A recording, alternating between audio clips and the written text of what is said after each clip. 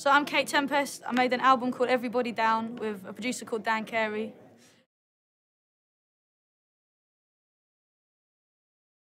Well, the album that we made was exactly the album that we wanted to make. You know, we made this ridiculous album that we were so excited about and enthusiastic about, and to have made exactly the record that we wanted to, and then for that to have gone well, is like a feeling beyond any kind of proud feeling I've had before about my work. Because like when we first played the record to a few people, they were like, you know, like, yeah, it's cool, but people aren't going to get it, or it's too wordy, or like, yeah, I love it, we'll call you back, and they never did. And like all this, so for the album to now be kind of on its own feet and standing up and kind of expressing itself outside of the conception of it or the recording of it, now it's a piece, it finishes. And to like separate the fact that we made this, it didn't exist, and we made it happen, and now it is something that exists. You can kind of forget that it was ever this crazy idea you had. And so the fact that this particular album is standing up and going through that kind of selection process, and people are listening to it and understanding the intention or kind of going with the complexities of it, it's like, it feels extremely important for me as an artist, like at this time in my kind of work. Without wanting to sound like I take myself too seriously, I take my work very seriously, and like it feels extra special because it was such a kind of crazy project, and I'm really glad that it's out there kind of doing its thing.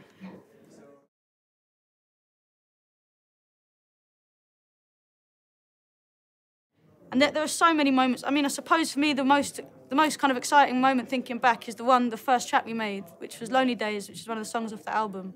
And knowing that day in that studio then has led to now sitting here is like quite a feeling. Like I'm seeing it through, you know, you take it all in your stride because it's, you know, you're just here, you got to do this stuff. But also I'm seeing it through the eyes of Kate, who was in the studio with Dan.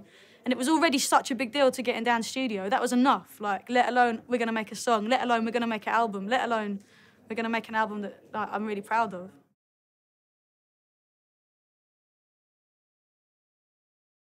Young fathers, I think they're incredible. I think they're so brave and intense and raw and delicate. I saw them live supporting LP, Run the Jewels.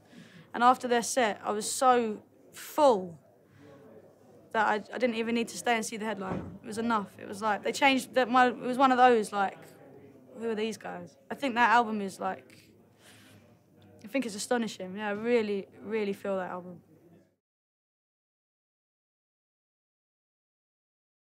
No, I mean, I've got no shame about, well, unfortunately, but the first album that I bought with my own money, well, it's my pocket money, so it's actually not my own money. But like, it was either Michael Jackson, but actually, I think it was like there was a band called Ultimate Chaos, and they were like a kind of boy band that did like, they were like this kind of hip hop boy band. They had this one song called Casanova. I bought it on vinyl from Woolworths. I really liked them when I was little, but I was little, you know, I was a young girl, so it's kind of okay. So I shouldn't have said that. It's Mercury Prize, isn't it? I shouldn't have said that. Oh, it was Beethoven. Like, they were so cool though, you know, when you're little.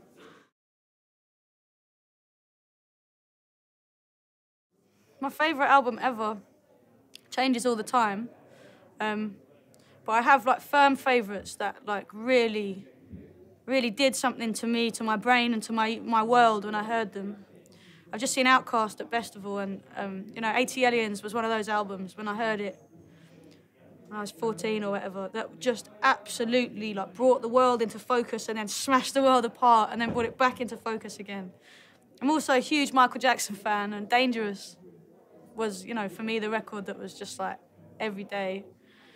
And Wu-Tang Forever, that really did something to my universe. Like, also Lauryn Hill's Miseducation.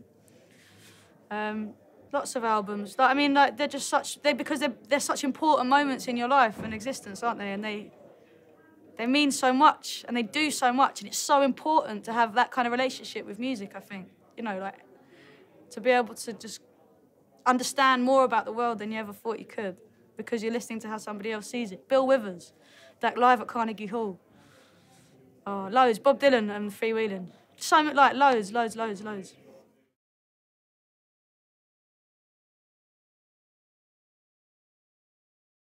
We made the first track, and then there was quite a long time between making that demo and then getting back in the studio with Dan. And in that time, I'd been away to do some work, and I was teaching, and I got put up in this hotel, and I just sat in this hotel for a week and wrote what became the first draft of the novel that goes with the album. So when I came back into the studio with Dan, I knew I had chapters, and I said to Dan, like, okay,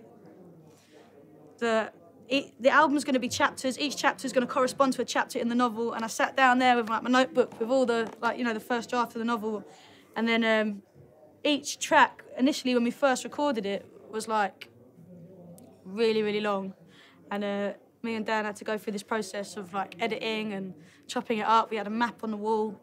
Maybe they don't know that. Maybe they do. I don't know.